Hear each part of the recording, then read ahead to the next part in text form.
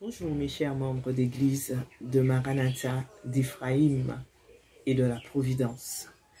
J'aimerais ce matin vous apporter quelques mots d'encouragement venant de la parole de Dieu.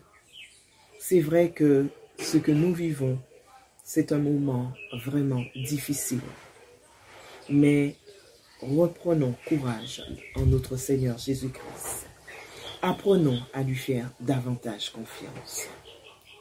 Loi d'amour, loi parfaite, loi immuable, loi éternelle.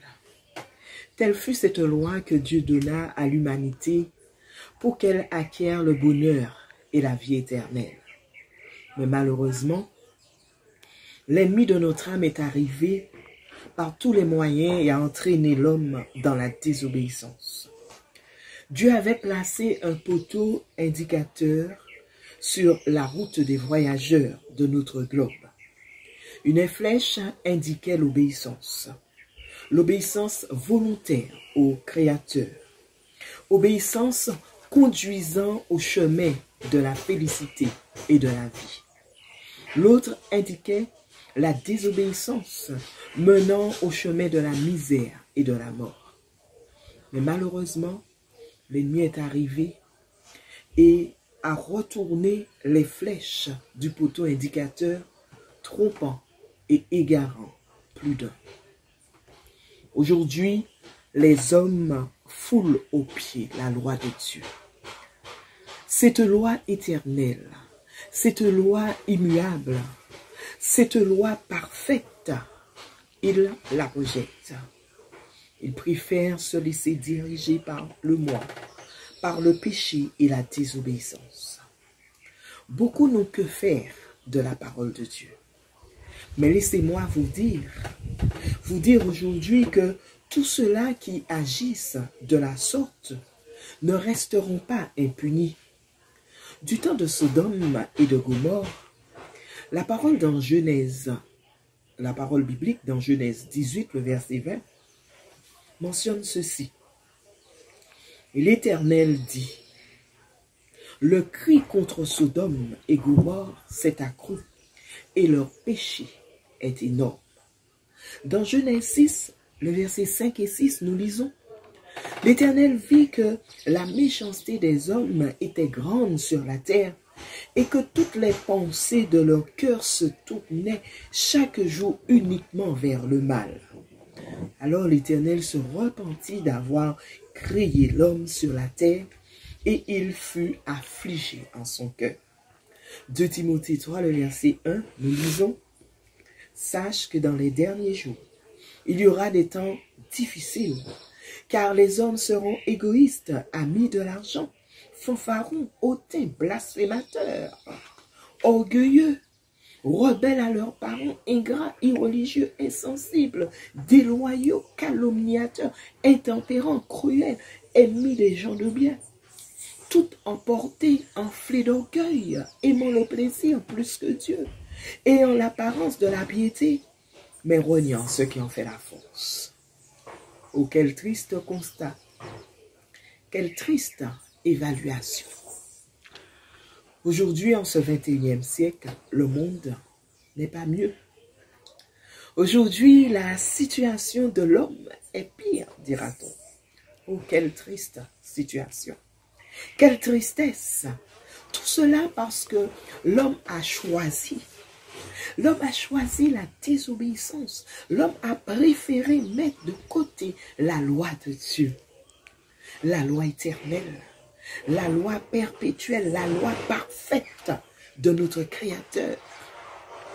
Par l'intermédiaire de Moïse, Dieu avait dit aux Israélites, tu feras ce qui est droit, et ce qui est bien aux yeux de l'Éternel, afin que tu sois heureux et que tu entres en possession du bon pays que l'Éternel a juré à tes pères de te donner. Deutéronome 6, verset 18. Deutéronome 5, le verset 33 ajoute, vous suivrez entièrement la voie que l'Éternel, votre Dieu, vous a prescrite, afin que vous viviez et que vous soyez heureux, afin que vous prolongiez vos jours dans le pays dont vous aurez la possession. Chers amis, comme cette loi est bafouée de nos jours, le monde est en rébellion ouverte contre Dieu. Notre génération est en réalité faite de mécontents, remplie d'ingratitude, de formalisme, de fausseté, d'orgueil et d'apostasie. Les hommes négligent la Bible et est la vérité. Un grand nombre se moquent de la parole sacrée. On ridiculise ceux qui y croient. On transgresse ouvertement les commandements divins. Partout, le crime et la violence règnent. De nos jours, il est difficile de reconnaître ceux qui sont fidèles à Dieu de ceux qui ne le sont pas. Frères et sœurs, l'heure est là où chacun aura à répondre personnellement devant Dieu. Nous vivons les dernières scènes de l'histoire de ce monde. La prophétie s'accomplit rapidement. Le temps de grâce va bientôt s'achever. Nous n'avons pas de temps, mes amis. Nous n'avons pas de temps à perdre, de minutes à perdre. Ce n'est pas le moment non plus de sommeiller. Notre Seigneur revient bientôt et nous devons être prêts pour ce grand jour. Prêts à vivre éternellement avec notre Seigneur Jésus-Christ. Beaucoup s'attardent encore sur les choses insignifiantes de cette vie. Beaucoup regardent toujours aux actions des autres. Beaucoup se découragent par ce qu'ils voient dans l'Église. Mes frères et sœurs, si vous en êtes encore là, permettez-moi de vous dire que vous êtes en danger, même en danger de mort, mes bien-aimés en Jésus-Christ. Nous n'avons plus de temps à perdre.